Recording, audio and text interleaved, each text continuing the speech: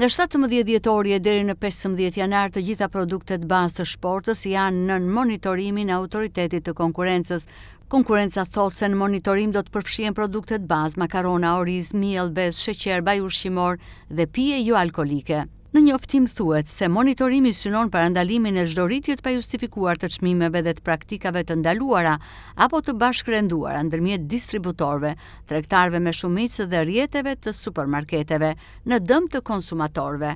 Një monitorim i tillë kryhet çdo vit për shkak të tendencës së tregtarëve për të rritur ndjeshëm çmimet për shkak të shtimit të blerjeve nga qytetarët prej krishtlindjes dhe ndrimit të viteve. Gjatë këtij viti inflacioni shluhatur në shifrat e 2% sipas të dhënave të Instat, ndërkohë në nëntor shtrenjtimi i qirave dhe produkteve ushqimore patën ndikimin kryesor në rritjen e inflacionit në muajin e kaluar. Sipas raportit të Institutit të Statistikave, inflacioni në nëntor ishte 2.1%, ndërsa vjet në të njëjtën muaj ishte 2%.